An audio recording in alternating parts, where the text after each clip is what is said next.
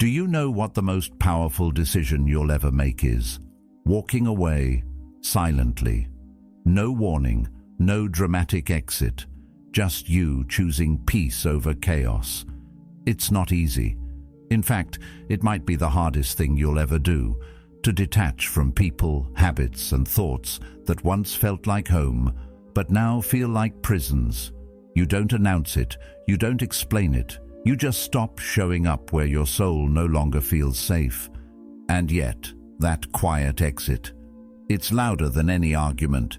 It's the moment your energy stops begging to be understood and starts choosing to be protected. The Stoics understood this deeply. Why do we keep feeding those thoughts with noise, drama, and emotional clutter?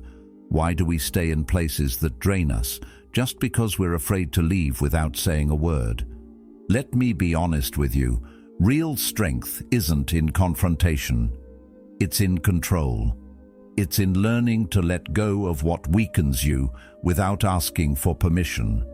This video is going to walk you through 15 things you must silently remove from your life. No anger, no chaos, just clarity. If that resonates with you, if you're tired of being who the world expects you to be and you're ready to grow into the person you were meant to become, then please subscribe. Because this might be the first step in your quiet revolution. Let's grow, silently but powerfully. 1. The mask you wear for approval. You don't have to pretend anymore. You really don't. That quiet performance you put on just to be accepted, the nods you give when you disagree, the fake smiles you wear when you're hurt, the silence you keep when you want to speak. It's exhausting. There comes a point where wearing the mask becomes heavier than just facing whatever reaction your real self might get. Maybe it started in school. Maybe it came from family or a relationship, or some moment you didn't even notice. But slowly, piece by piece, you built a version of yourself designed to be safe, to be liked, to be acceptable. And now that version of you is so rehearsed, even you forget it's not real. The truth is, being liked for a mask means nothing. It means they don't actually like you. They like the character you play. That's why it never feels fulfilling, even when you get the approval. Even when you're surrounded by people, you still feel alone. Because deep down, no one really knows you. And how could they? You've kept yourself hidden under layers of what people wanted to see. You keep adjusting your tone, your style, your pace, trying to match what others expect, hoping that if you just keep everyone happy, they'll stay. But what if the price for that approval is your own peace? It's not selfish to be yourself. It's not wrong to have opinions, to walk away, to say no, or to outgrow people who only knew the older version of you. If being real makes someone uncomfortable, that's their discomfort to carry, not yours. You weren't born to perform. You were born to live, to grow, to breathe fully in your own skin without apology. Yes, letting go of the mask will mean losing some people, but you're not really losing them. You're losing the illusion that they were meant for you, because anyone who only wants the version of you that pleases them was never interested in you in the first place. You can feel it when it's time to be real. Your body starts rejecting the act. You feel drained after every interaction that demands the fake smile. You feel hollow after agreeing with something that felt wrong. That's your inner compass screaming for freedom. The Stoics believed in alignment between thought, word, and action. When you say what you mean, when you act from truth, your soul breathes easier. Epictetus said, "If you wish to improve, be content to be thought foolish and stupid." Because sometimes the path to becoming your truest self starts with being misunderstood. And maybe that's the price of honesty, being misread. But it's worth it. Because what's the alternative? Living a life that isn't yours, chasing approval that never fills you, pretending forever. You weren't put here to be a watered-down version of yourself for someone else's comfort. You were put here to walk your own path, even if it's unfamiliar to others. And the strange thing is, when you start living as your real self, you don't just feel free. You actually start attracting people who see you, support you, and love you for exactly who you are, not who you pretend to be. It's a strange kind of peace. The peace that comes from no longer trying to manage everyone's perception. You stop replaying conversations in your head. You stop wondering what they think. You stop editing yourself. And in that space, something quiet but powerful begins to grow. Self-respect. Not arrogance, not defiance. Just a calm confidence that says, "This is who I am. And I'm okay with that." You don't need to explain it. You don't need to justify it. You just need to live it. Letting go of the mask doesn't mean becoming harsh or cold. It means becoming whole. It means finally allowing the parts of you that have been buried, your voice, your ideas, your real laughter, your boundaries, to rise again. You'll feel awkward at first. You might even feel guilty. That's normal. You've been trained for years to believe that pleasing others is the same as being kind. But the kindest thing you can do is show up truthfully, because that gives others permission to do the same. You'll be surprised at how much lighter life feels when you stop filtering yourself. Conversations become easier, relationships become clearer, and decisions, they stop being about what will they think and start being about what feels right for me. That shift is everything. It's not about becoming rebellious, it's about becoming real. No more nodding when you want to shake your head. No more laughing when something doesn't feel funny. No more saying yes when your body says no. You don't owe anyone the version of you that made them comfortable. Growth is uncomfortable. Truth is uncomfortable. But silence and pretending are worse. They chip away at you quietly until you don't even recognize your own voice anymore. So take the risk. Be misunderstood. Be too much. Be quiet. Be bold. Be unsure. Be evolving. But above all, be you. Let them call it strange. Let them call it selfish. Let them walk away if they need to. But you walk home to yourself. That's where your peace lives. That's where your real power begins. The day you drop the mask is the day you start living for real. 2. The excuse called tomorrow. Let's be real. "I'll do it tomorrow" has probably stolen more from your life than anything else. Not failure, not rejection, just delay. Quiet, harmless-looking delay. It's so subtle that you almost don't notice it. How often you trade today for a promise that never arrives. You convince yourself that you're waiting for the right moment, that things need to align, that you need a little more clarity, or time, or energy.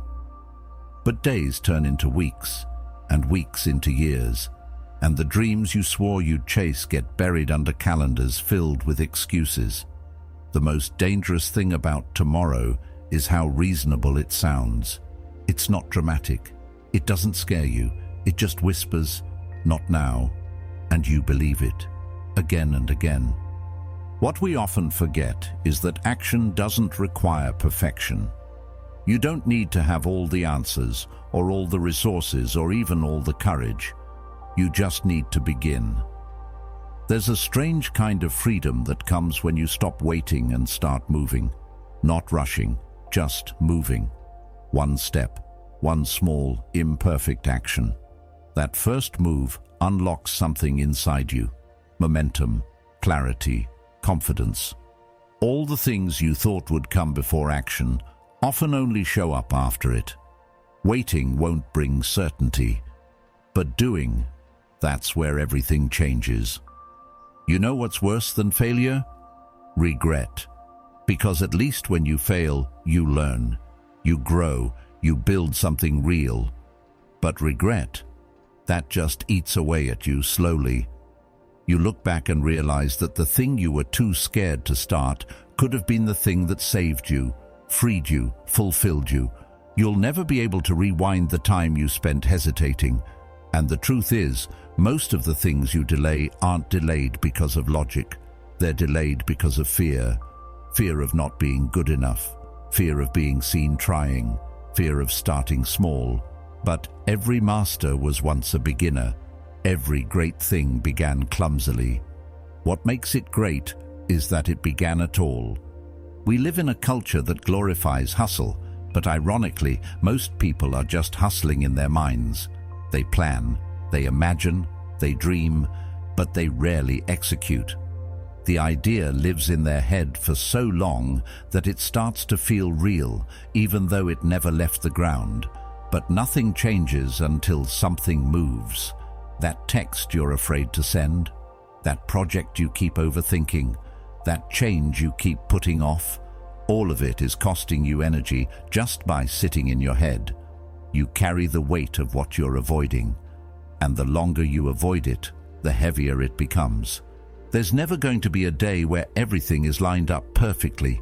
The fear will still be there, the doubts will still whisper, the obstacles won't vanish, but neither will your desire. And if it keeps coming back, that's not coincidence. That's your deeper self trying to break through the fog of excuses. You don't need a loud breakthrough. Sometimes the most powerful shift comes from a quiet decision. The decision to start, even if it's small. Even if it's awkward. Even if no one notices but you. Seneca once said, "While we are postponing, life speeds by." That line doesn't hit until you look back and realize how many moments you've let slip, how many passions you buried under distractions, how many conversations you avoided because you were scared of what they might change, how many goals you gave up on before you even tried. Time doesn't wait for clarity. It keeps moving, and you either move with it or watch it pass by. Start where you are. Use what you have. Don't underestimate the power of small actions. 5 push-ups today is better than fantasizing about a perfect workout routine next month. Writing 1 paragraph now is better than obsessing over the perfect novel outline forever. Calling someone you love, even if you don't have the right words, is better than rehearsing a perfect conversation that never happens. Action creates progress. Progress builds belief. And belief transforms everything. When you start doing the things you've been putting off, something strange happens. You stop being afraid of effort. You stop resenting discipline. You start respecting yourself. That self-respect is priceless. It's not about crossing everything off a list. It's about becoming the kind of person who follows through, who keeps promises to themselves, who no longer lets fear dress up as logic. You can still be thoughtful. You can still reflect. But reflection without movement turns into rumination. And overthinking is just fear disguised as preparation. At some point, you have to stop reading about the life you want and start living it, one bold, messy, beautiful step at a time. You might trip, you might fall, but even if you do, you'll be further ahead than the version of you that stayed frozen, waiting for perfect conditions. Your life won't change in a single day, but it can begin to shift today. That's what matters, that you stop giving your power away to a day that doesn't exist, that you realize someday isn't on the calendar, only today is. And you, not tomorrow, not next year, not when everything is ideal, you are enough to begin right now. 3. That looping tape of the past. It's strange how the past can feel more alive than the present. A conversation that ended years ago still echoes in your mind. A mistake you made once still stings like it just happened. A look, a word, a moment, all still playing on loop over and over again.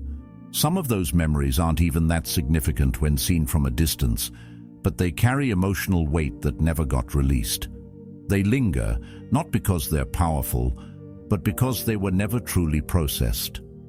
And so, they become part of your inner dialogue, not in the background, front and center, always reminding you of what went wrong, of what hurt, of what broke. You might think that remembering is necessary, that it protects you from being hurt again. But there's a difference between remembering and reliving. One teaches you, the other traps you, and far too many people confuse self-awareness with self-punishment. You don't need to keep replaying the hardest chapters of your life just to stay grounded.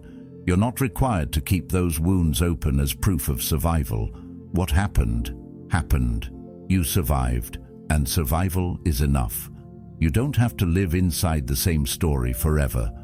There's a part of you, maybe small, maybe buried, that knows this. That part of you wants peace.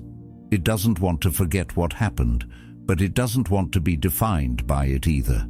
And that's the key. You are not what happened to you. You are not your trauma. You are not the pain. You are the one who went through it, the one who endured, the one who kept going, even if it was messy, even if it was quiet, even if no one noticed. That's who you are, not the victim of the story, but the one still here, still breathing, still capable of rewriting the next page. And yes, it's hard. Letting go of the past feels like betrayal sometimes. You might think that if you release the pain, you're letting the people who hurt you off the hook. Or maybe you're afraid that if you move on, the hurt will come back. But forgiveness, real forgiveness, isn't about them. It's about you. It's not about justifying what happened. It's about finally putting the weight down. Because the more you carry, the less you can move forward. The more space the past takes up, the less room there is for the present to grow. Carl Jung once said, "I am not what happened to me. I am what I choose to become." And that's the essence of healing. You can't change what happened. You can't go back and make different choices. You can't edit the script. But you can decide what you'll do with the pain. Will it become a cage or a compass? Will it hold you in place or point you towards something better? The most painful thing isn't always the event itself. It's the way we carry it afterward. We replay the memory. We analyze every detail. We wonder what we could have done differently. And in doing that, we keep the wound fresh. The mind keeps touching it, poking at it, never letting it scab over. Healing doesn't mean the past disappears. It means you stop letting it dominate your present. You stop waking up every day with your heart already heavy from yesterday. And here's what people don't often admit. Sometimes we hold on to pain because it's familiar. It becomes part of our identity. We get used to being the one who was hurt, who was abandoned, who made the mistake. And without realizing it, we build our self-image around it. So the idea of letting go isn't just about peace. It feels like losing a part of ourselves. But that version of you, the one who went through all of that, they're tired. They've done enough. They don't need to keep reliving it for you to remember your strength. They deserve rest. You don't owe your past anything. You've paid your dues. You've done the reflection. You've carried the lessons. Now it's time to carry only that. The lesson, not the burden. The wisdom, not the wound. The insight, not the pain. You are allowed to change your story. You are allowed to heal without seeking permission. You are allowed to be more than your worst moment. When you catch yourself going back, when the thoughts pull you into old guilt, old anger, old sadness, pause, breathe, acknowledge the feeling, and then gently remind yourself, that was then. This is now. It's not denial. It's a choice to not let something that already happened hurt you again today. The mind can be a relentless narrator. It loves to replay the parts it didn't understand, the parts that scared it, the parts that made no sense. But you are the one listening. And the moment you stop identifying with every thought, you begin to take your power back. You begin to choose new thoughts, thoughts that bring calm instead of chaos, thoughts that support you instead of sabotage you. There's no deadline for healing, but there is a cost for postponing it. Every day spent living in the shadow of what was is a day you don't fully step into what could be. And you deserve more than that. You deserve to wake up without that constant loop in your head. You deserve mornings that aren't heavy with old grief. You deserve to smile and not feel guilty for it. You deserve to move on, even if the world doesn't applaud it or understand it. You can honor your past without being chained to it. You can respect what shaped you without letting it define you. You can be grateful for the strength you gained without keeping the pain that built it. Letting go doesn't mean forgetting. It means choosing freedom. It means whispering to yourself, "I'm allowed to be okay now." And that is a kind of quiet courage the world desperately needs more of. 4. Emotional begging. There's a certain kind of silence that follows emotional begging. It's not the kind of silence you choose, but the kind you're left with after you've poured yourself out trying to be enough for someone who was never going to meet you halfway. You try harder, reach further, speak softer, love louder, and still they pull away. You think maybe if you just do one more thing, give one more piece of yourself, they'll finally stay. But the truth is, real connection doesn't require chasing. Love that needs to be begged for isn't love. It's approval wearing a mask. And approval is never worth your peace. Somewhere along the line, we were taught that love is earned. That we have to prove ourselves over and over just to be chosen. We got the idea that being good enough meant pleasing others, even if it came at the cost of our own emotional health. And so we learned to beg. Not with our words always, but with our actions, with our silence, with our lowered standards, with our willingness to keep accepting less while giving more. We beg by shrinking ourselves to avoid conflict, by staying quiet when our heart wants to scream, by smiling when we're breaking inside, hoping they'll finally see how much we're worth. But love isn't a transaction. It's not a prize you earn by sacrificing your self-respect. It's not something you qualify for by jumping through someone else's emotional hoops. If someone makes you feel like you have to work for their attention, their affection, their time, they're not offering love. They're offering a test, and you weren't made to live in a constant exam of your worth.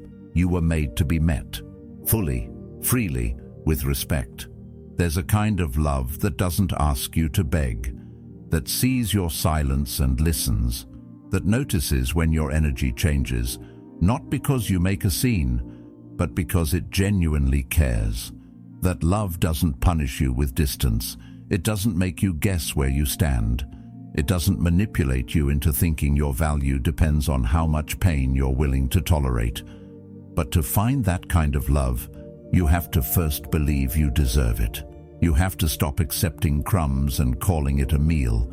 It hurts to walk away, especially when your heart is still involved. But it hurts more to stay in a place where you constantly have to prove that you matter. There's a slow kind of erosion that happens when you keep chasing people who only respond when you pull away. Your confidence starts to crack, your self-image gets blurry, and you begin to confuse instability with passion, manipulation with intensity, and inconsistency with love. That's how deep the rewiring goes when you live in a space of emotional scarcity. Carl Jung once said, "The most terrifying thing is to accept oneself completely. Because when you accept yourself fully, you stop needing others to do it for you. You stop begging. You stop pleading for a seat at tables where you're only invited to be useful, not valued." And yes, it's terrifying at first, because it means letting go of relationships that once felt like home. It means facing the emptiness you used to fill with distraction. It means standing in your own truth, even if it shakes. But what comes next is peace. A kind of inner peace that doesn't need to be validated. A love for yourself that doesn't rely on someone else's approval. You begin to move differently. You stop trying to convince people of your worth. You stop explaining yourself. You stop performing. You just are. And those who are meant for you will see you without needing the show. Sometimes the strongest thing you can do is stop talking, stop fixing, stop chasing. Let the silence speak for you. Let your absence explain what your presence once tolerated, not as a game, not as punishment, but as a boundary, a final act of self-respect. Because you were never supposed to feel like love is survival. You were never supposed to confuse anxiety with intimacy. You were never meant to be the one who always gives, always waits, always explains. You are not half of anything. You were not born to be completed by another person. You are not missing pieces. You are whole. You have always been whole. And the people who cannot meet you where you are not your people. That doesn't make them evil. It just means they're not capable of giving what you need. And your job is not to teach them how to love you. Your job is to love yourself enough to walk away when they can't. This doesn't mean you close your heart. It means you protect it. You become more discerning, not more bitter. You learn to recognize the difference between someone who wants to love you and someone who wants to use you. You learn to sit with the discomfort of being alone rather than tolerate the pain of being unseen. And in that silence, in that solitude, you begin to heal. Healing doesn't come from chasing closure. It comes from choosing yourself, from understanding that your worth was never up for debate, that your softness was never weakness, that your willingness to stay loyal in chaos wasn't foolish. It was love, just misplaced. And now you get to place it where it belongs, in your own heart, in your own hands, in your own life, where peace is no longer a negotiation. You don't have to scream your worth to be heard. You don't have to prove your loyalty through suffering. You don't have to beg for a love that should have been offered freely. You only have to decide that you are done explaining why you deserve to be treated well. Done chasing. Done fixing what you didn't break. Done hoping they'll finally see what's been clear all along.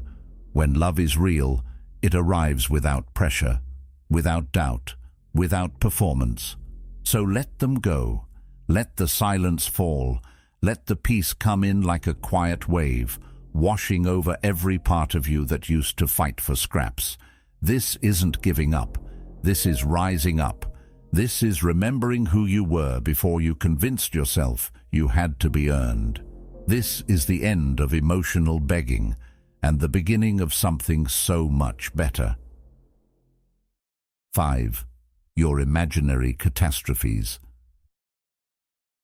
You're not a fortune teller, and yet you live as if you are, forecasting disaster after disaster, writing mental scripts for conversations that haven't happened, rehearsing pain that may never come. Every time you imagine the worst, your body tightens, your breath shortens, and your peace drains out of you like a slow leak. You try to control the future by preparing for it in your mind, but all that's really happening is that you're suffering twice. Once for something that hasn't happened, and once again for letting the fear of it shape your present. There's something exhausting about constantly preparing for impact, like walking through life in a flinch, always bracing for the next bad thing. It becomes a habit. You start believing that worrying keeps you safe, that if you think about every possible outcome, you'll be ready. But worry doesn't prepare you. It paralyzes you. It robs you of the only time you ever truly have, now. And the truth is, most of what you fear never becomes real. Most of the imagined conversations don't happen. Most of the failures you dread never show up. And even when they do, they never play out the way you pictured. Because reality is rarely as cruel as fear makes it out to be. We often talk about fear like it's logical, like it's helpful. But fear doesn't show up with facts. It shows up with noise. It hijacks your attention and points it at things that are out of your hands. And once you're hooked, your imagination takes over. Suddenly you're predicting the end of relationships, the collapse of plans, the judgment of others, all based on shadows. But shadows aren't proof. They're just absence of light, and you have more light than you think. It's not your job to predict the future. It's your job to be present in what's real, to face what is, not what might be. And yes, it's uncomfortable. The unknown always is. But discomfort isn't danger.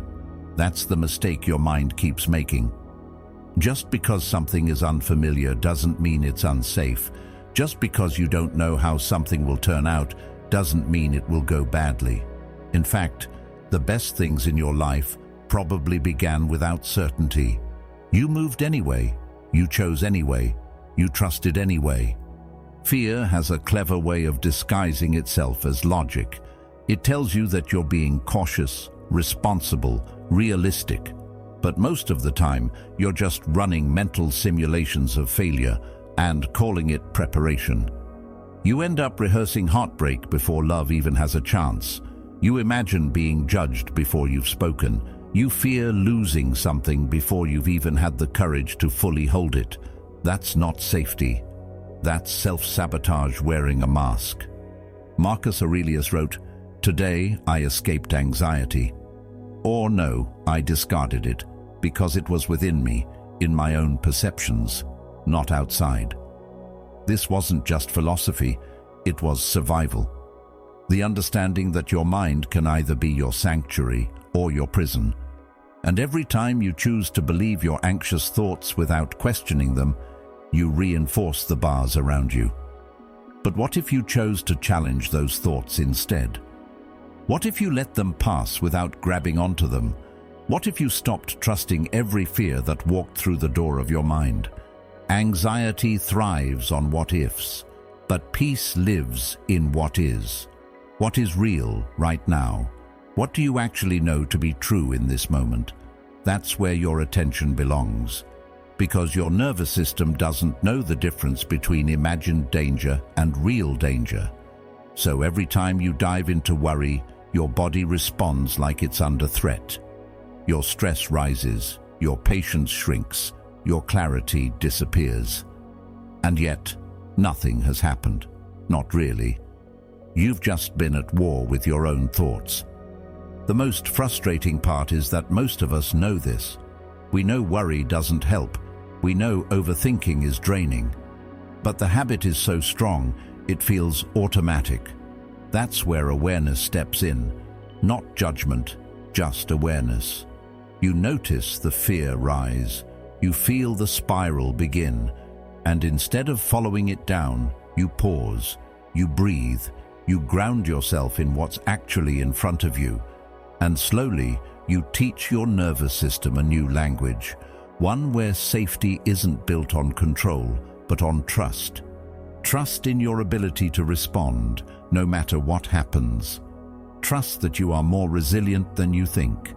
That even if something goes wrong, you'll adapt, you'll learn, you'll grow. Because you've done it before. Every difficult thing you've faced, you got through it.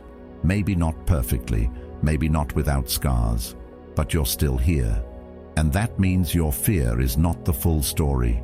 You're not fragile, you're just tired. Tired of holding the weight of every possible outcome. Tired of playing chess with imaginary problems. Tired of believing that everything depends on your vigilance. Let that go. You don't have to see every twist and turn ahead of time. You just have to be present for the step in front of you. And then the next. And then the next. Life doesn't require prediction. It requires participation. So take a breath. Drop your shoulders. You don't need to solve tomorrow today. You don't need to protect yourself from a future that doesn't exist yet. All you need is the courage to show up for what's real. And what's real is this. You are safe in this moment. You are breathing. You are aware. You are capable. And when fear comes knocking again, because it will, you'll know it for what it is. Noise, not prophecy, just noise. Let it pass. Because the more you stay in the now, the quieter that noise becomes. And in that quiet, something beautiful begins to grow. A trust in yourself that no catastrophe, real or imagined, can take away. 6. Silent grudges that corrode you. Holding on to resentment feels like control, like if you just stay mad enough, guarded enough, cold enough, you won't be hurt again. You think that staying angry keeps you strong, that it creates distance between you and the people who did you wrong.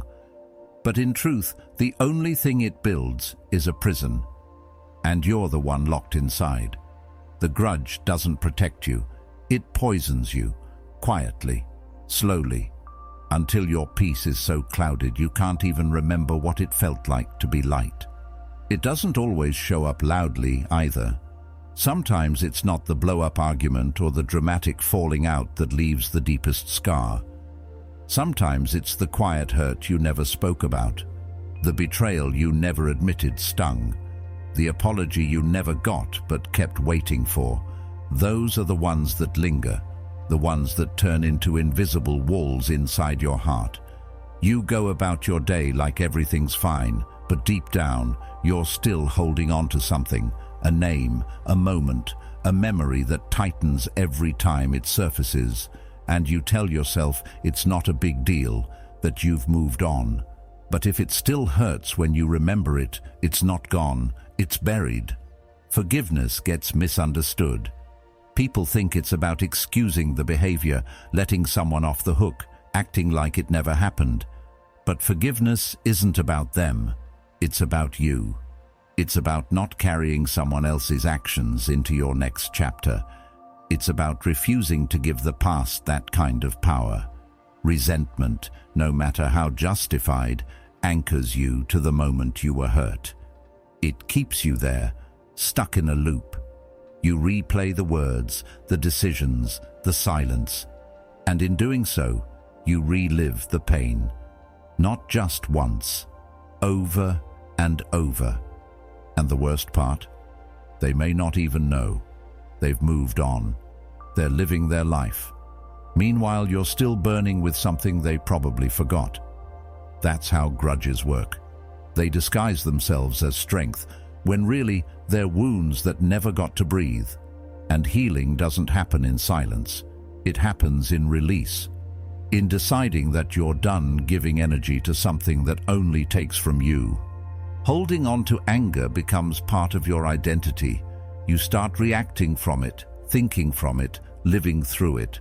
You think you're protecting yourself, but really you're repeating a pattern that only makes things heavier. You avoid closeness, fearing betrayal. You pull away from love, expecting disappointment. You mistrust others because trust once got broken. But none of that is healing.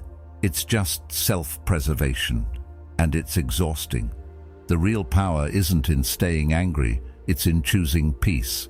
Not because they earned it, not because they asked for it, but because you're tired of bleeding for someone else's mistake. That doesn't make you weak. It makes you wise. There's nothing soft about refusing to let the past pollute your future.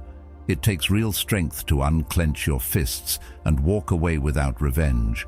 To say, this hurt me, but it won't define me. You don't need to call them. You don't need to tell them. Forgiveness doesn't always require a conversation.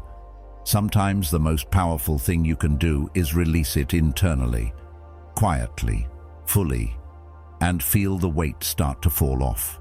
The bitterness leaves your chest. The tension leaves your jaw. The story stops replaying every time you're alone. That's when you know you've let go, when their name doesn't trigger your entire nervous system anymore. And what's waiting on the other side of that release is more than just peace, it's freedom. You get to move forward without dragging the past behind you. You get to show up in relationships without old wounds clouding your view. You get to breathe, fully, finally. Not everything that hurt you has to stay part of you. You're allowed to heal. You're allowed to put it down, even if they never said sorry, even if they never acknowledged what they did. Your healing doesn't need their permission. You can let go without pretending it didn't happen. You can forgive without inviting them back into your life. Boundaries still matter. Lessons still matter. But the anger, the resentment, the heaviness, that's yours to release. And when you do, you make space. Space for joy, for love, for clarity. Because when your heart isn't full of old pain, it can finally open to something better. Letting go isn't a one-time act. It's a decision you might have to make over and over, especially on the hard days. But each time you choose peace over bitterness, you take your power back.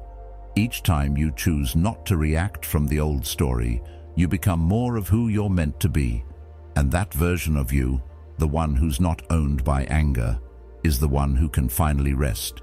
So if you're still carrying something, ask yourself, what would it feel like to be free from this? What would your life look like if you weren't weighed down by something that's already over? And then ask yourself the real question. Do they deserve that space in your mind? Or do you deserve that space for yourself? Not everything needs closure. Sometimes you are the closure. Sometimes your decision to be done, without drama, without revenge, without explaining yourself, is enough. You're not giving them a pass. You're giving yourself peace, and that's worth more than any grudge you could ever hold. 7. The fake finish line, called happiness. We've been told a lie so many times we stopped questioning it. The lie that happiness lives somewhere out there, in the next job, the next relationship, the next version of yourself. That once you finally make 6 figures, or move to a new city, or find that one person who just gets you, you'll arrive. You'll be whole. You'll be happy. So you chase, you grind, you scroll, you compare. You build this finish line in your mind, believing that once you cross it, everything will click into place. But what nobody says out loud is this: that finish line keeps moving. Every time you get close, it shifts. And no matter how fast you run, it never really feels like enough. It starts early. You think happiness is in getting good grades. Then it's graduating. Then it's landing the job. Then it's getting promoted. Then it's finding someone. Then it's settling down. Then it's starting over. The line is always just a little further away, and it's exhausting. You wake up with a life that looks fine on the outside, but inside you're still waiting, still hoping, still thinking, maybe after this I'll finally feel okay. But happiness was never meant to be a finish line. It was always supposed to be the way you walk, not where you're headed. You can have the money, the love, the success, and still feel empty. Because if the voice in your head is critical, if your nervous system is always on edge, if your self-worth depends on external achievements, nothing out there will ever be enough. You'll keep chasing newer, better, more, not because you're greedy, but because you've been trained to measure your worth by how far ahead you can get. You don't even realize it's happening. It's built into the culture. The ads, the algorithms, the timelines, all pushing you to chase an image of life instead of actually living it. Carl Jung once said, "The privilege of a lifetime is to become who you truly are, not to impress, not to accumulate, but to become." That's where real peace is found, not in arriving at some perfect version of your life, but in being present for the one you already have. Because here's the truth most people miss. Happiness doesn't announce itself with fireworks. It's not loud, it's not dramatic, it's subtle. It shows up in small moments. The way sunlight hits your face in the morning, the quiet after a long day, the warmth of a conversation that doesn't feel forced. But if your mind is always on the next thing, you'll miss it. You'll miss everything. Perfection is seductive. It gives you something to aim for. It feels productive. But it's a trap, because perfection doesn't exist, and the pursuit of it will leave you burnt out and numb. What you really want isn't perfection. It's peace. And peace doesn't come from having everything figured out. It comes from not needing to. It comes from showing up as you are and choosing to be kind to yourself anyway. It comes from realizing that you don't need to earn rest. That joy isn't something to deserve, it's something to notice. You've been taught to wait until you lose the weight, until your house looks better, until your mental health is fully healed, until your schedule clears up. But life isn't waiting for you to be ready. It's happening now. And if you're always waiting for the right time to be happy, you'll run out of time, because there is no perfect day. There's just today. And what you do with it, how you speak to yourself, how you treat others, how you choose to see your own life, that's where happiness begins. It's not in the dream vacation. It's in the way you make your coffee. It's not in the applause. It's in the quiet sense of pride you feel after keeping a promise to yourself. It's not in the big wins. It's in the daily rituals, the way you ground yourself, the way you pause, the way you take a breath before reacting. These aren't small things. They're the real things, and they add up, slowly, quietly, until one day you look around and realize you're not chasing anymore. You're living. There's nothing wrong with goals. Growth is important. Dreams matter, but not at the cost of your presence, not at the expense of your peace. If the process of becoming is filled with self-loathing and anxiety, what kind of person will you be once you arrive?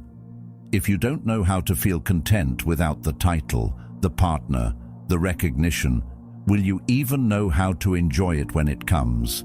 That's the question no one asks, because we assume happiness will teach us how to live. But really, how you live determines how happy you can be. Your habits matter more than your highlights. Your inner dialogue matters more than your resume. How you treat people on an ordinary day says more about your life than any photo on your feed. And the most powerful shift happens when you stop asking, "When will I be happy?" and start asking, "How can I create joy today with what I already have?" That question changes everything, because it takes the power back. It puts you in charge, not your job, not your bank account, not your relationship status, you. So, chase peace, not perfection. Chase moments of meaning. Chase conversations that fill your soul. Chase habits that make you proud. Let the version of you that's always rushing take a breath. Let the one that thinks happiness is out there somewhere sit down and rest. You're already allowed to be happy, not because everything is perfect, but because you're alive, because you're trying, because in this moment, you're here. And that's enough. There is no finish line, just a series of moments. And in each one, you get to decide how you'll show up. Not for the world, not for some imaginary audience, but for you. So let happiness be something you build, not something you wait for. Let it be messy, let it be quiet, let it be now. 8. Explaining yourself to everyone. There comes a point where you get tired of explaining yourself, not because you're hiding anything, but because the truth of your life doesn't need an audience to validate it. You start realizing that not every choice needs a speech, not every decision needs a detailed backstory, and not every person who asks deserves an answer. You're not a courtroom. You don't owe the world a constant justification for why you are the way you are, why you chose to stay, why you chose to leave, why you changed, why you didn't. The pressure to explain often comes from a deep need to be understood. And that makes sense. We're social beings. We want connection, clarity, closure. But the more you explain, the more you start to perform. You find yourself packaging your decisions in a way that others can digest, even if it means watering down your truth. You shrink your real reasons into something more palatable, less offensive, more socially acceptable. But who are you doing that for? Them?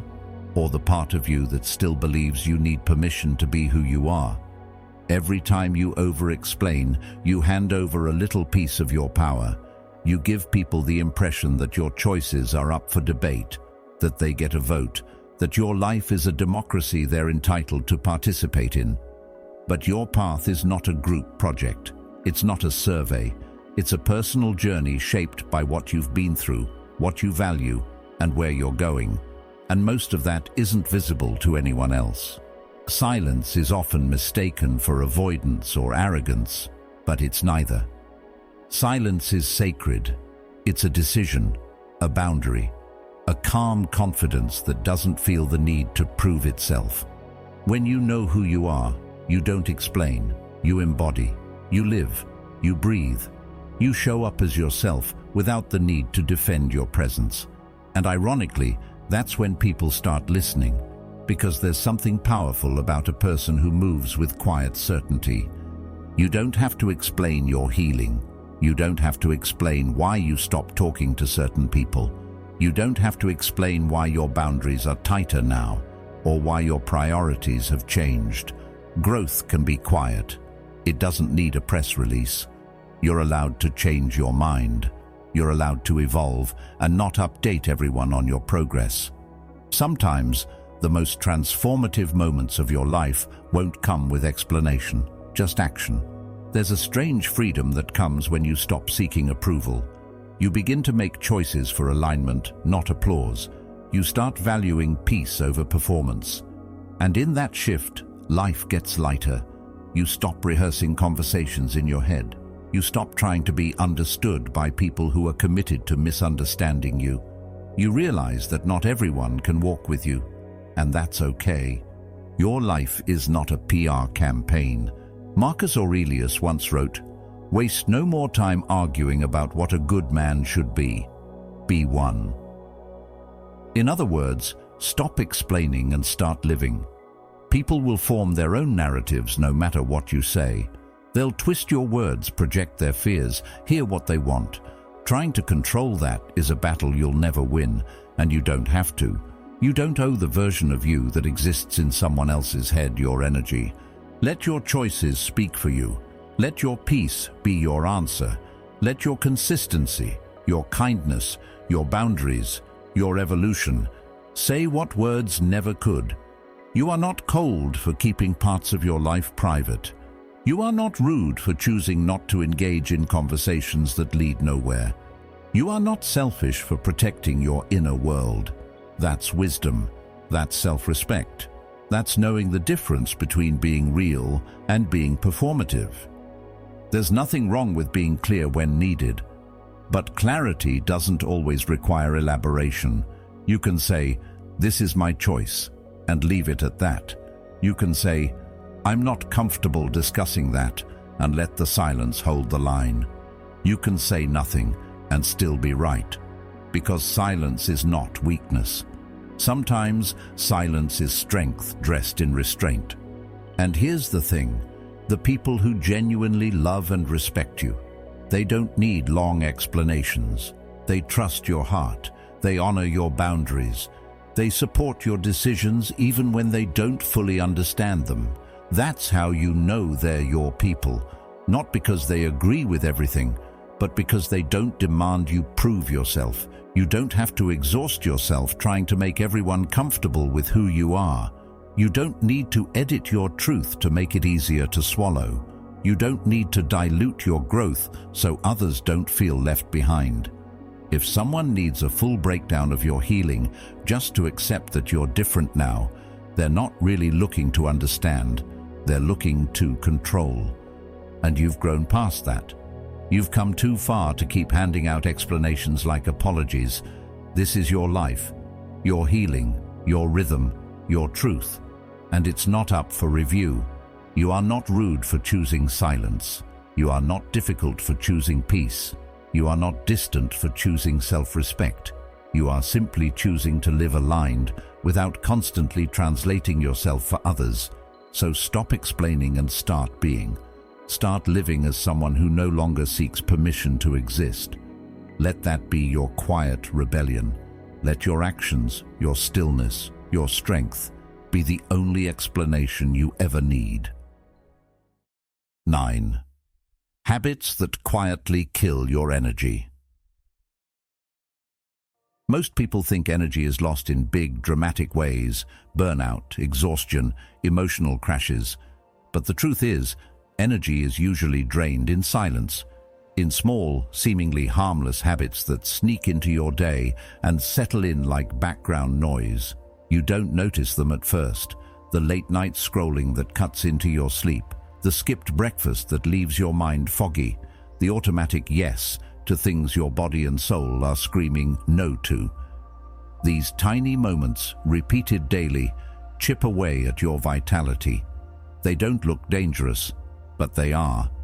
Because the more they go unchecked, the more they slowly dismantle your clarity, your confidence, your capacity to show up fully.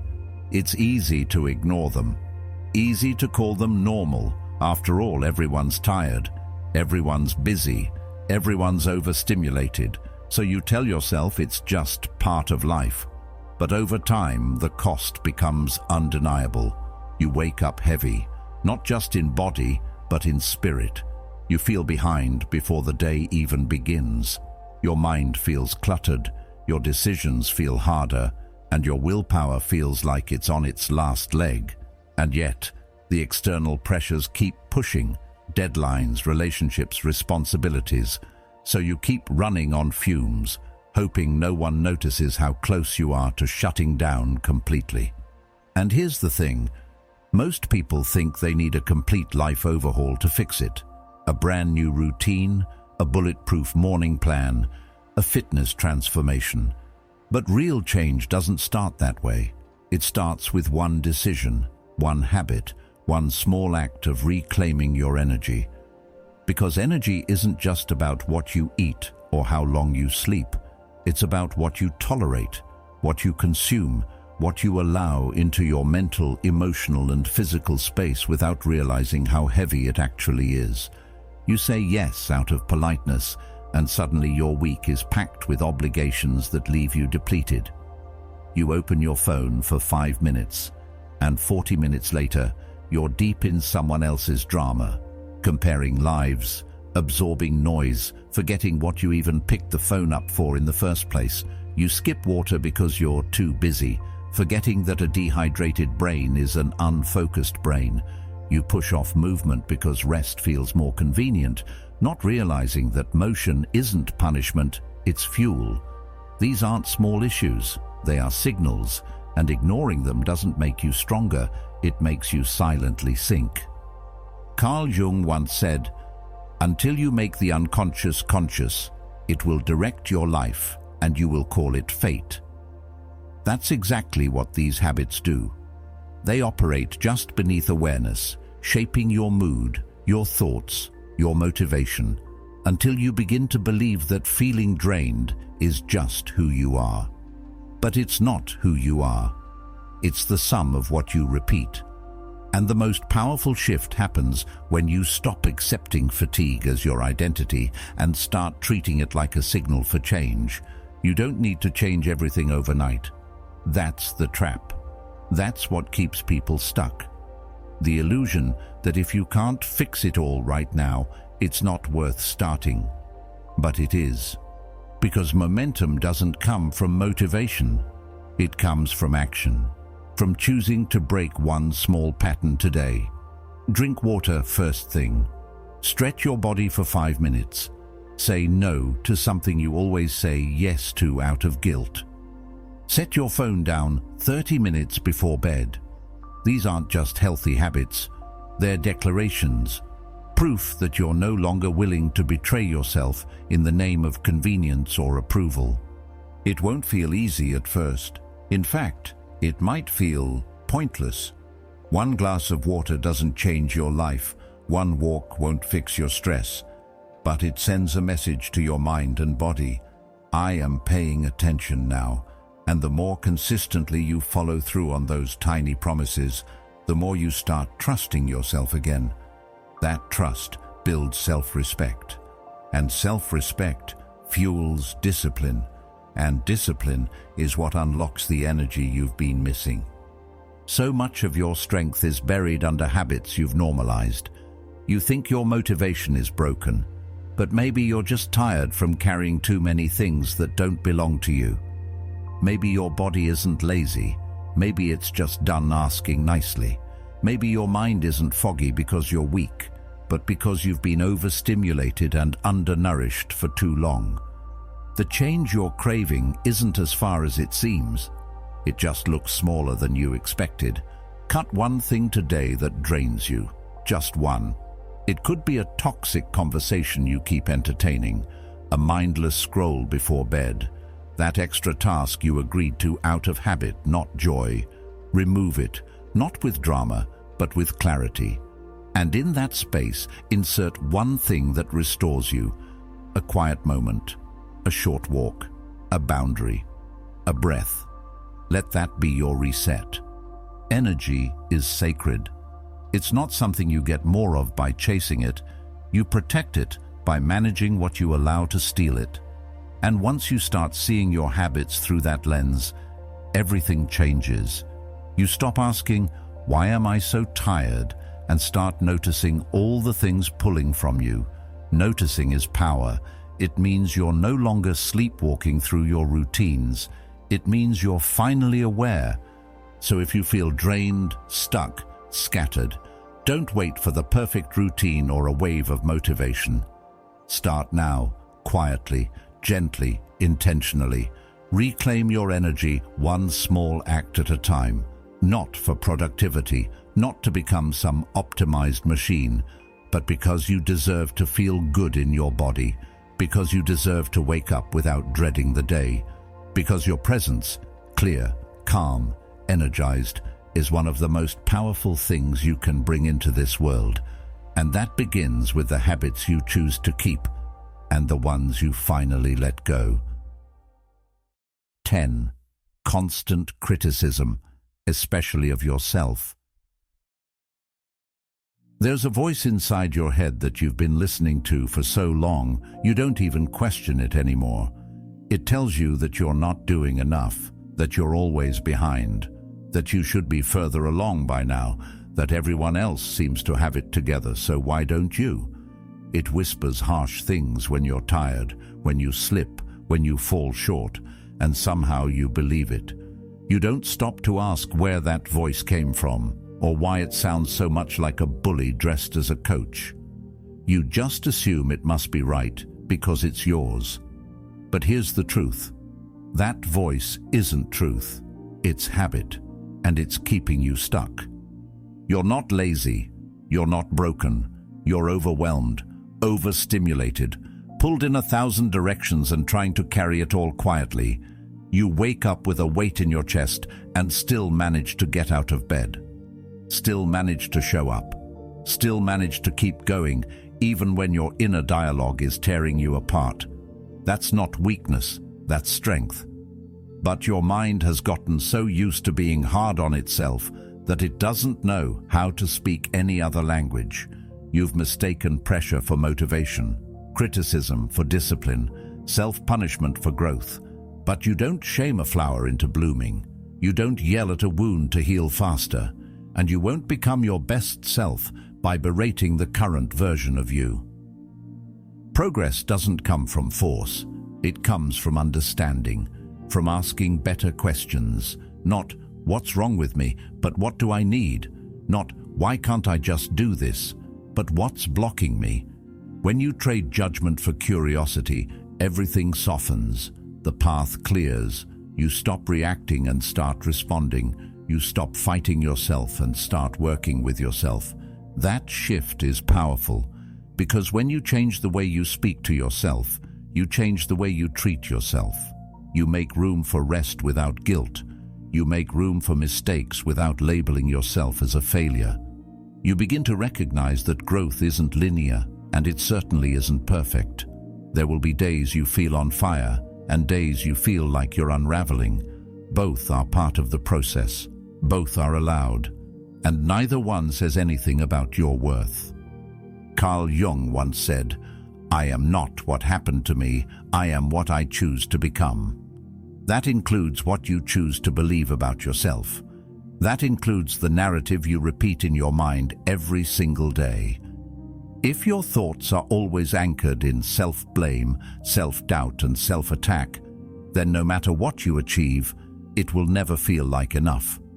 You'll reach your goals and still feel empty. You'll cross milestones and still hear that voice saying, "Yeah, but you could have done it better."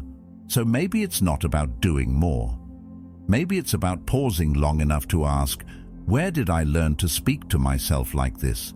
And more importantly, do I still need to? Because there's a version of you waiting on the other side of that harshness. A version that still has dreams, still wants joy, still believes peace is possible, but they need you to be on their side first. Not just when things are going well, but especially when they're not. Anyone can offer themselves grace on a good day. But what about the messy ones? The ones where nothing gets done, where you feel like giving up, where everything feels heavy and loud and pointless. That's when you need the kindest version of yourself the most. Being compassionate with yourself doesn't mean you're giving up. It means you're creating the conditions for sustainable change. Because discipline built on shame will always crack. But discipline built on care, on truth, on kindness, on understanding, that's unshakable. That's the kind that lasts. You show up for yourself not because you're afraid of falling behind, but because you believe you're worth taking care of. That's a quiet kind of power most people never learn. But you can. It starts small, catching that voice in the act. When it says, "You're so behind," respond with, "I'm doing the best I can with what I have." When it says, "You always mess this up," say, "This is a pattern I can learn to shift." It's not about fake positivity, it's about truth. And the truth is, you're carrying a lot. You've come a long way, and you're still here, still trying. That deserves more credit than you're giving yourself. The world will always be quick to judge, to demand, to expect. So don't become another critic in your own life. Be your anchor, your reset, your reminder that you don't need to earn rest or prove your worth, or explain why you're struggling. Struggle is human. Rest is human. You are human. And humanity was never meant to be a performance. There will always be someone doing more, achieving faster, looking cleaner on the outside. But their journey isn't yours. Your story is rich with context, with battles no one sees, with resilience you forget to recognize. Stop making the mistake of thinking your inner mess disqualifies you from growth. It doesn't. In fact, it's what makes your growth real. So, as you move forward, through your habits, your goals, your healing, remember this. The voice in your head matters more than you think. Let it be one that builds, not breaks. One that guides, not punishes.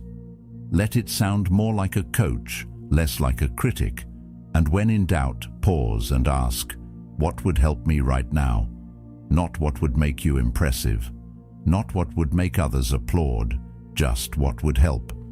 That question, asked consistently, will take you further than any harsh inner monologue ever could, because compassion isn't weakness, it's fuel for everything you're becoming. 11. The need to always be right. There's a strange pressure that creeps in when we feel the need to always be right. It's subtle at first, a slight tension in your chest when someone questions your opinion, a reflex to explain yourself when no one asked, that feeling that if you let something go unchallenged, you've somehow lost. But the truth is, being right isn't always the victory it appears to be, because what it often costs you is far more valuable than proving a point. It costs your time, your calm, your presence, sometimes even your relationships. In the moment, defending your position feels justified. You've got logic, facts, experience, and it feels like if you don't speak up, the other person wins. But this isn't a courtroom, and life isn't a debate stage. Most of the time there is no prize for being right, only tension. You walk away from the conversation mentally drained, heart racing, replaying what you said, what they said, what you should have said, and for what? To protect a version of yourself that can't be wrong. That's not protection, that's ego, dressed up as certainty. The need to be right doesn't always come from arrogance. Sometimes it comes from fear. Fear of not being heard, fear of being misunderstood, fear that if you're wrong, you'll be seen as less competent, less intelligent, less valuable. But being wrong doesn't make you less. It makes you human. Everyone misses the mark. Everyone misreads the situation. Everyone forgets details, reacts emotionally, changes their mind. What matters more than being right is being rooted, grounded enough in your own worth that disagreement doesn't feel like a threat. Carl Jung said, "Everything that irritates us about others can lead us to an understanding of ourselves." That's especially true when it comes to arguments. If every disagreement feels personal, if every challenge makes your chest tighten, it might be less about the other person and more about your inner world. The need to be right often hides deeper insecurities. Maybe you weren't listened to growing up. Maybe you were always the one to fix things. Maybe somewhere along the way, you learned that being wrong meant being weak. But you're not that child anymore. You're not in that chapter anymore. You can be wrong now and still be safe. There's a kind of quiet strength in saying, "You might be right," and meaning it. In stepping back from the tug of war and choosing peace over pride. It doesn't mean you have no opinion. It means you've grown past the need to fight every battle, because not every hill is worth dying on. Some arguments are just noise, distractions that pull you away from what actually matters. And in those moments, the strongest move isn't to win, it's to let go. Imagine what your days would feel like if you didn't take the bait every time someone misunderstood you, if you didn't feel the need to explain every detail, if you could hear someone's view without needing to correct it. You'd have more energy, more clarity, more time to focus on things that fill you instead of drain you. Letting go of the need to be right is like dropping a weight you didn't realize you were carrying. It's not always easy, especially when you're passionate about something, when you know you're right. But that's when it matters most. That's when choosing grace over ego becomes a practice, a conscious decision to prioritize your peace over your pride. You don't have to prove anything. You don't have to convince anyone. Your value doesn't increase when you win an argument, and it doesn't decrease when you walk away from one.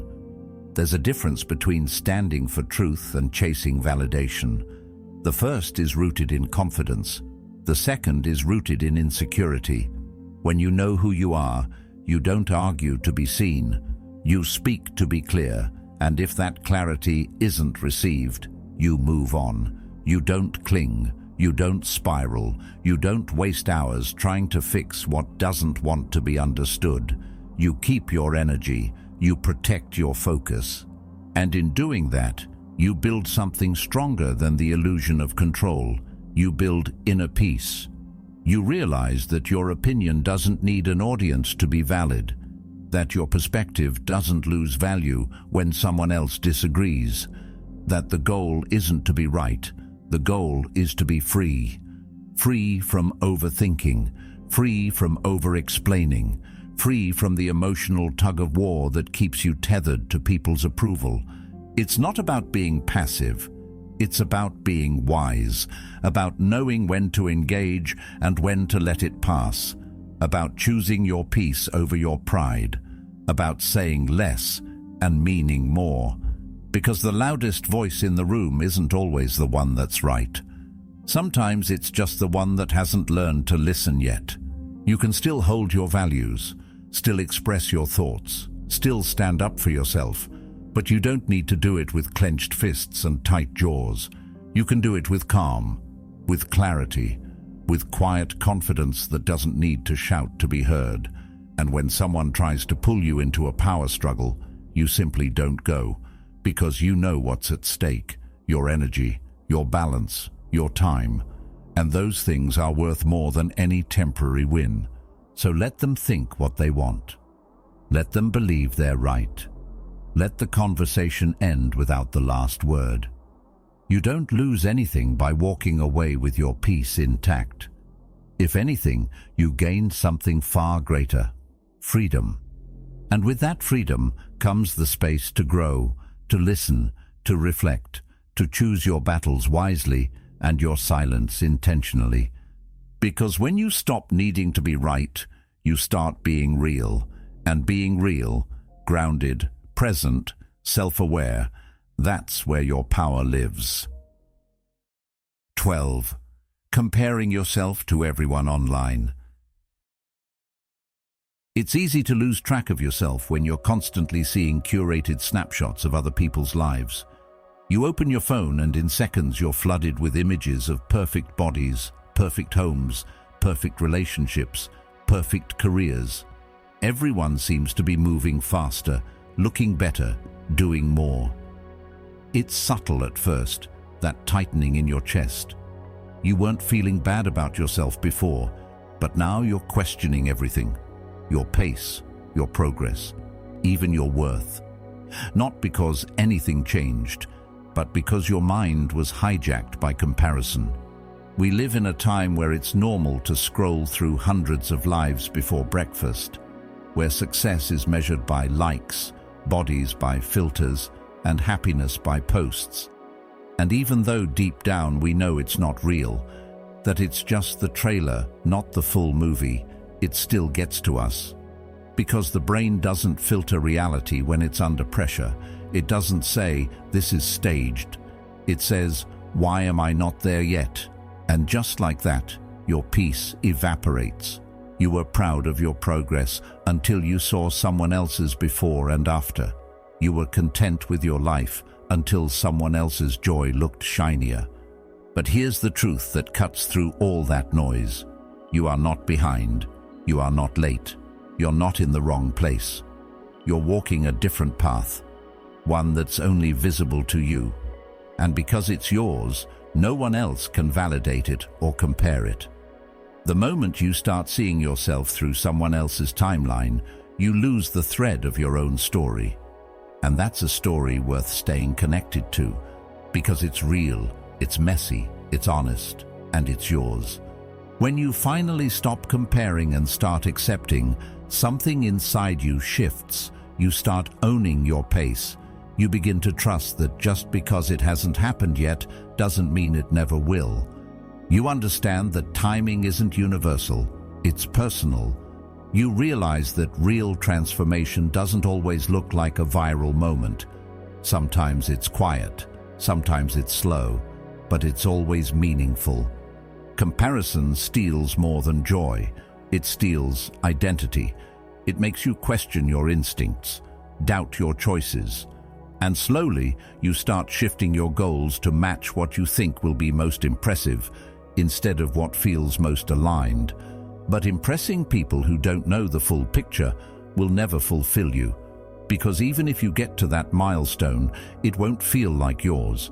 It'll feel like you borrowed someone else's definition of success and wore it like a costume. The best glow-ups. They don't happen online. They happen in private, in silence, in the in-between moments when no one's watching and you're just doing the work, healing, learning, building, resting.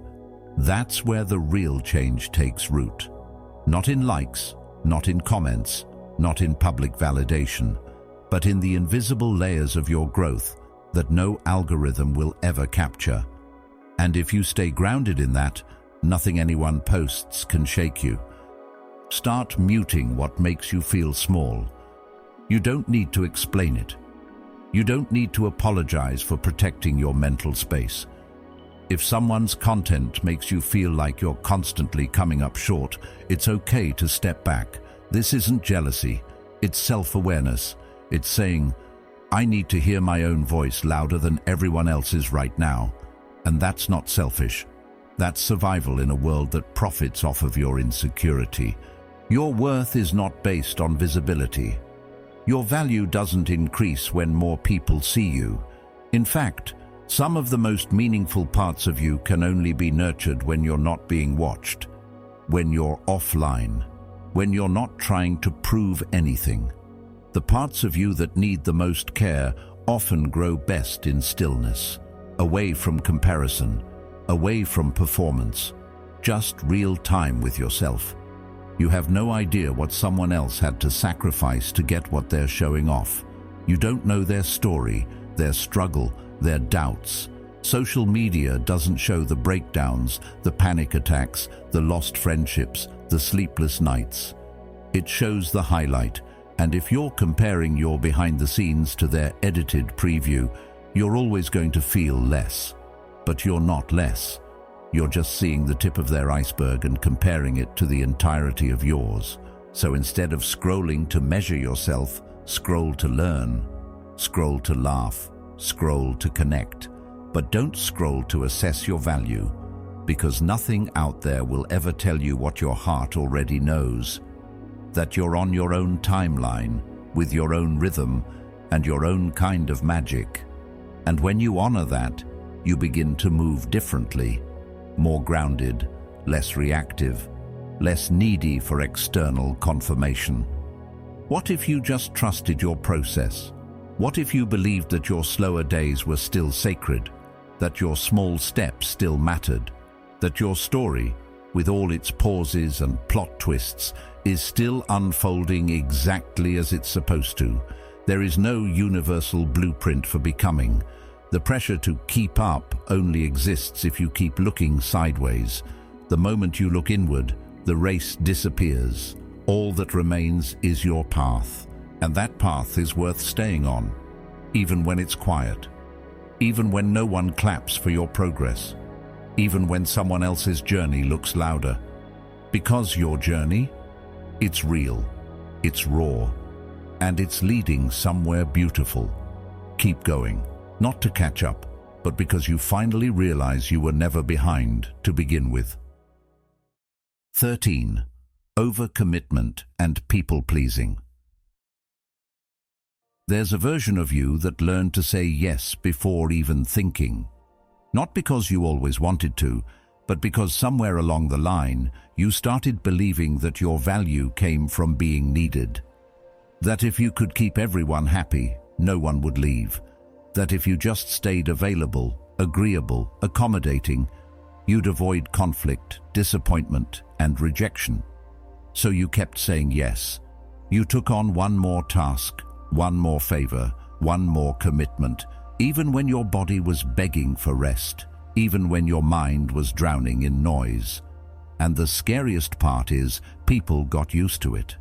They stopped asking if you had time or energy. They assumed you'd be there because you always were. But you're not a machine. You're not built to constantly give, to stretch, to absorb, without ever pausing to receive. You're human. You need stillness. You need boundaries. You need to hear your own voice again after weeks or months of trying to meet everyone else's expectations. The problem is, when your default setting is yes, saying no feels like a betrayal. It feels like you're letting someone down, like you're failing. But it's not failure, it's freedom.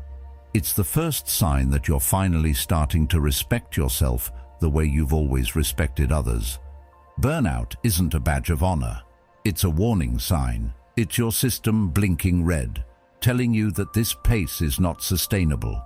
And still, most people push through because we've romanticized overcommitment. We wear exhaustion like it's a trophy, proof that we're hardworking, selfless, loyal. But none of those qualities mean anything if you're crumbling on the inside. If your loyalty is costing you your health, your peace, your sense of self, then it's not loyalty, it's self-abandonment. Carl Jung once said, "The greatest burden a child must bear is the unlived life of the parent." And maybe that's where some of this people-pleasing started. You learned to be what others needed, to carry what others couldn't, to stay small so others could feel big.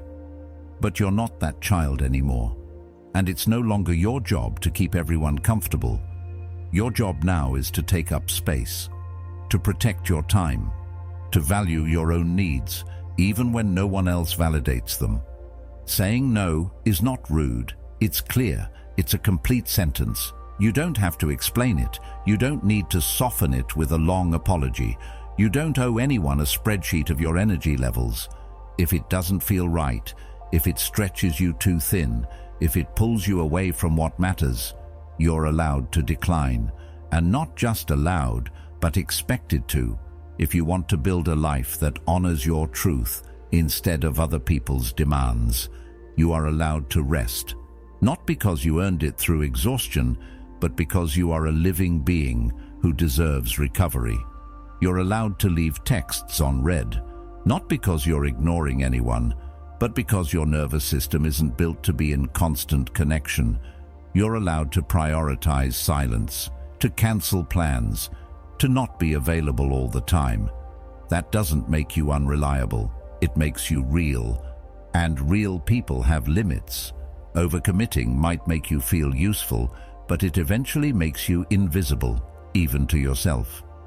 You start forgetting what you want, what lights you up, what actually matters to you. Because your schedule is full of everyone else's needs, you start reacting instead of choosing, drifting instead of directing. And slowly, your identity becomes a patchwork of other people's expectations. But you are not here to be everything to everyone. You are here to be deeply aligned with the few things that matter most. Peace isn't selfish, it's sacred. It's what allows you to show up with presence, not resentment, with depth, not depletion. When you say yes to everything, you dilute your power. You scatter your energy across a dozen things and show up halfway for all of them.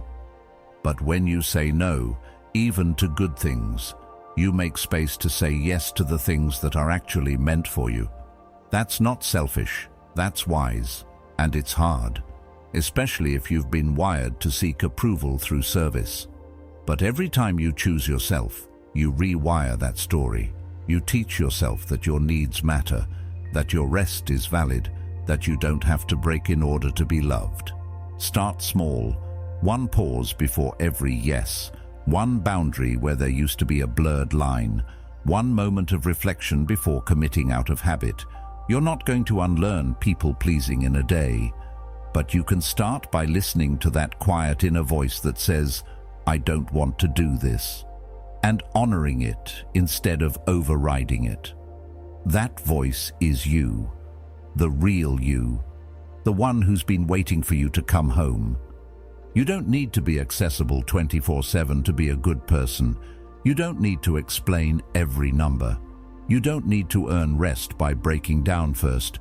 You just need to be honest with yourself, with your energy, with your time. That's where peace begins, not with productivity, but with presence, not with sacrifice, but with self-awareness. And when you start living from that place, everything changes, not overnight, but slowly, steadily, in the way you breathe easier, sleep better, speak clearer, stand taller. Let go of the version of you that believed being loved meant being useful. Let go of the story that your worth comes from being everything to everyone. It never did. You were always enough, even when you had nothing to give. And now it's time to give something back to yourself, your time, your space, your voice. That's not selfish, that's sacred, and it's long overdue. 14. The identity you outgrew. There's a quiet kind of discomfort that shows up when you start to feel like a stranger inside the identity you've been wearing for years. Maybe you were the loud one, the funny one, the reliable one, the ambitious one, and at some point, that version of you worked. It served a purpose. It helped you connect, helped you cope, helped you feel safe in a world that demanded a clear label. But now, something doesn't feel quite right. You're showing up the same way, saying the same things, doing what you've always done, but it feels hollow. And you can't quite explain it. You just know. You've outgrown the role. The strange thing is, no one tells you that outgrowing a version of yourself can be more painful than leaving a person. Because that identity, it's not just a habit.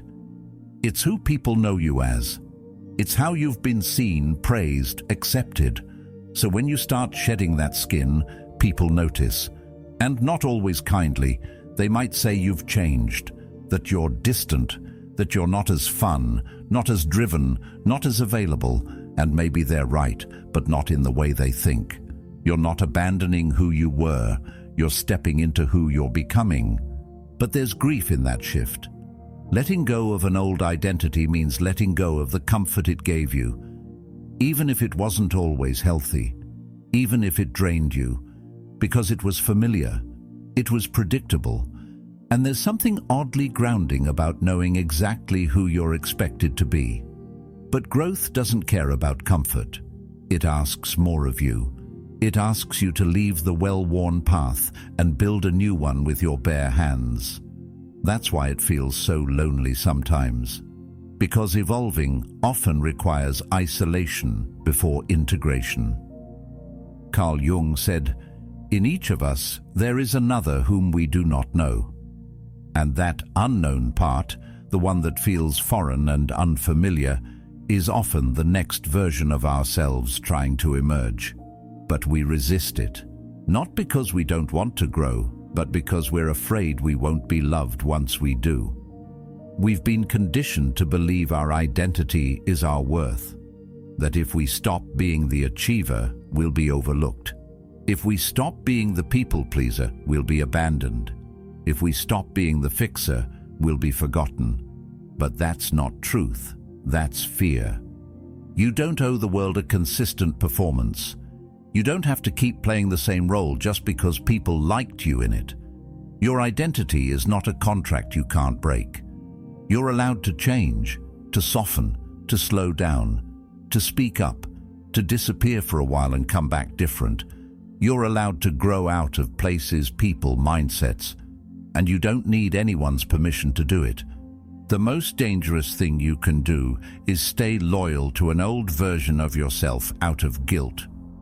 Just because that version helped you survive doesn't mean it's the one that will help you thrive. You can thank it for getting you here and still choose to move forward. Because survival mode isn't meant to be permanent. At some point, you have to put the armor down and learn how to live, not just endure. Sometimes growth won't be noticed by anyone but you. There won't be applause. There won't be recognition. It might just look like choosing not to react the way you used to, saying no when the old you would have said yes, walking away instead of trying to prove your point, not engaging, not performing, not explaining. It'll feel strange at first, but that silence, that stillness, that's your next level unfolding. And here's what no one really talks about. The people around you might not celebrate your growth, because your transformation forces them to confront their own. When you stop playing the role, they have to adjust the script. And not everyone is ready for that. Some will try to pull you back into the old version of yourself, not because they're malicious, but because your change unsettles their stability. They liked the you they could predict, the one who fit neatly into their life. But your evolution was never meant to make others comfortable. It was meant to make you whole. You may lose some relationships along the way, and it will hurt. But what you'll gain is far more valuable: alignment, peace, integrity, the quiet knowing that you're no longer pretending. You're no longer dimming or twisting or performing just to be accepted. You're living from a place of truth, even if that truth is still unfolding. There's something powerful about meeting yourself where you are now, not where you were 5 years ago, not where people still expect you to be. Right now, in this season, in this mindset, with this heart. It might feel like starting over, but really, it's starting for real. And every time you choose authenticity over approval, you get closer to the life that was meant for you, not the one you built just to survive. So, breathe. You don't need to rush this. Let the old version of you rest. Let the roles you no longer relate to fade out. There's no need to explain your shift. Real growth doesn't always need a speech. Sometimes it just needs space. And you, more than anyone, deserve to take up that space fully, unapologetically, and without guilt. You're not lost. You're just no longer limited. Let that be your new beginning. 15. The fear of starting over. Starting over doesn't mean you failed. It means you were brave enough to admit something wasn't right, that something needed to change, and that takes more courage than anyone ever gives credit for. See, there's this idea that progress is always a straight line, that once you start walking down a path, you're supposed to keep going no matter what, even if it starts to feel wrong, even if the road gets darker, heavier, more disconnected from who you really are. People will tell you, stick with it, be consistent, don't quit. But what they don't tell you is that sometimes continuing is the real trap, and starting over is the way out. We associate beginnings with loss, with wasted time, with shame. We look at the years we spent in the wrong job, the wrong relationship, the wrong version of ourselves, and we tell ourselves it was all for nothing. But what if it wasn't? What if every misstep was preparing you to start again more wisely, more consciously, more aligned? You're not going back to square one. You're returning to yourself, but this time with experience. The fear of starting over is really the fear of the unknown, of letting go of what's familiar, even if it's painful. We tell ourselves, I've come this far, I can't just walk away. But here's the truth. If where you've come to doesn't feel right, why keep going? Who are you proving anything to? It's not weakness to pivot, it's wisdom. It means you're finally listening to yourself, not your ego, not other people's expectations, but the quiet truth that's been whispering, this isn't it. Seneca once said, every new beginning comes from some other beginning's end. And that's the part most people struggle with, the ending, the letting go.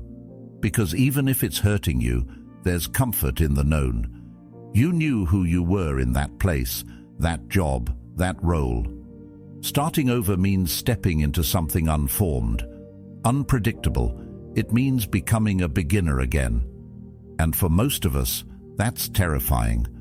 But it's also where freedom lives, because when you no longer need to carry the weight of who you were, you become free to explore who you can be. It's important to understand that starting over isn't always dramatic. Sometimes it's subtle. It's waking up one morning and deciding not to tolerate disrespect anymore. It's turning down a job offer that looks good on paper but feels wrong in your gut. It's letting go of a friendship that drains more than it gives. It's not always quitting your job or moving to a new city, though it can be. Sometimes it's simply allowing yourself to dream again after you stopped believing you were allowed to. But we delay these resets because we convince ourselves we're too far in, too old, too late, too tied up in our past choices. That kind of thinking chains you to a future you don't even want, and it steals the only thing that really matters, your peace. If the life you're living is costing you your peace, then it's too expensive. And no amount of sunk time, no amount of should've or what if can justify staying stuck when your soul is asking to move. You don't need permission to change direction. You don't need a dramatic breakdown or a rock-bottom moment to justify a reset. You can simply decide, today, that the version of you who got here isn't the one who's going to take you forward. And that's not betrayal, that's evolution, that's growth. Starting over is less about changing everything and more about changing the intention behind everything. You may still live in the same city, still have the same job, but your mindset, your boundaries, your purpose, those things can shift. And when they do, they change everything around them. Because when you show up different, the world meets you differently. Opportunities you couldn't see before start to appear. People who align with your values begin to show up. The things you used to chase start to lose their grip.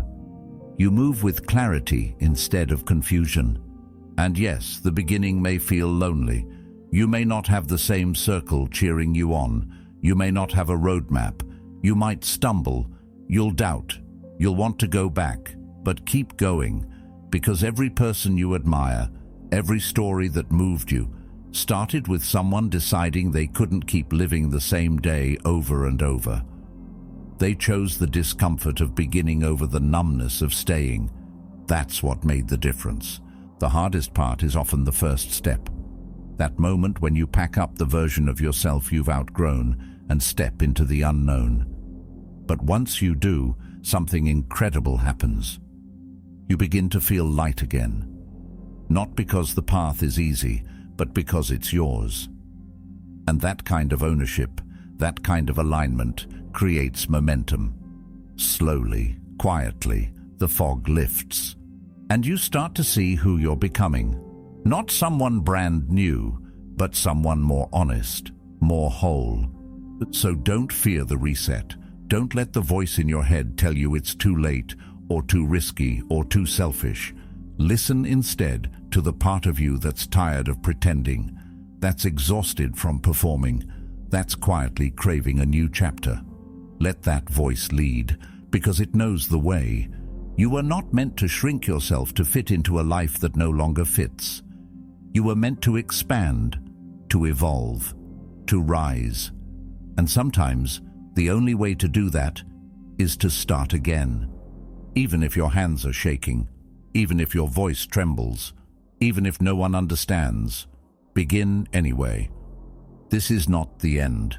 It's the invitation to become everything you were too afraid to be before. You are not lost. You are simply becoming. The world may not understand your quiet transformation, but one day your silence will speak louder than everything you left behind. Watch the next video now, and thank you for being a part of Stoic Journal.